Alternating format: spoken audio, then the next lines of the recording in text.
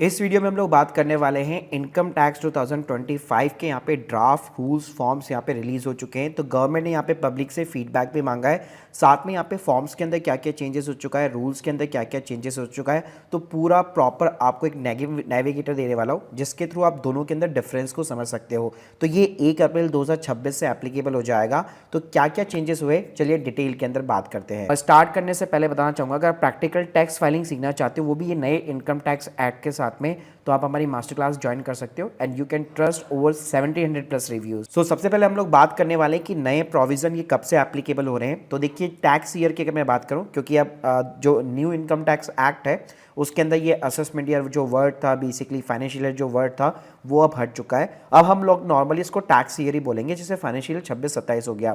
तो ये हमारे सारे नए प्रोविजन जो है 1 अप्रैल 2026 से एप्लीकेबल हो जाएंगे। तो ड्यूरिंग द टैक्स ईयर हम लोग जो भी कंप्लायंस करेंगे, जैसे टीडीएस की रिटर्न फाइल करना, टीसीएस हो गया, एडवांस टैक्स का पेमेंट हो गया, तो ये सारी चीज़ों के ऊपर नए प्रोविजन एप्लीकेबल होंगे।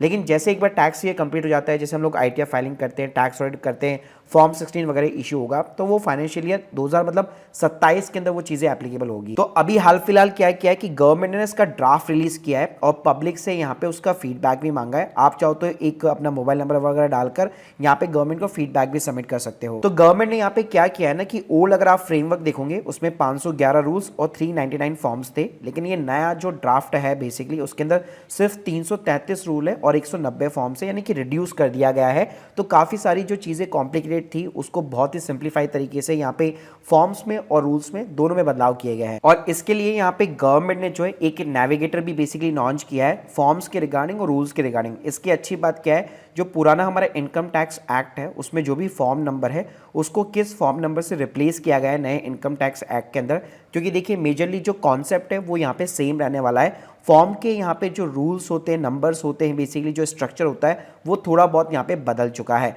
और कुछ फॉर्म को हटा दिया गया है। ऐसे अगर आप यहाँ पे रूल्स के अंदर देखेंगे तो यहाँ पे भी सेम नेविगेटर है कि जो पुराने रूल्स नंबर थे उनको जो भी नए रूल्स नंबर के साथ में रिप्लेस किया गया है उसकी पूरी डिटेल्स है। जैसे एग्जांपल देना चाहूंगा, जैसे फॉर्म 15G एंड 15H हो गया, जैसे अगर आपको अपना टीडीएस नहीं कटवाना तो आपको ये फॉर्म जमा कराना पड़ता है, तो उसको रिप्लेस कर दिया गया है फॉर्म 121 के साथ। यहाँ पे आप देख सकते हैं नेविगेटर में अगर आप चेक करेंगे तो फॉर्म 15G 15H को 121 के साथ रिप्लेस कर दिया गया है और गवर्नमेंट ने ये जो फॉर्म्स होते हैं ना उसको भी रिलीज कर दिया है। तो अब आप यहाँ पे देखोगे, ये देख सकते हैं आप फॉर्म 121 का पूरा ड्राफ्ट है यहाँ पे। तो जो बेसिकली स्ट्रक्चर होता है वो ऑलमोस्ट आपको सेम देखने को मिलेगा, थोड़ा बहुत यहाँ पे फॉर्मेट के अंदर आपको चेंजेस देखने को मिल सकते हैं। ऐसे ही जो हमारा फॉर्म 16 था जो एम्प्लॉयर आपको इशू करता था, एम्प्लॉयज को इशू करता था, जिसके अंदर सैलरी के ऊपर जो भी टीडीएस कटा होता था उसकी डिटेल्स होती थी, वो भी अब फॉर्म नंबर 130 से इशू रिप्लेस कर दिया गया है। यानी अब आपको फॉर्म 16 इशू नहीं होगा, आपको फॉर्म 130 नंबर इशू होगा।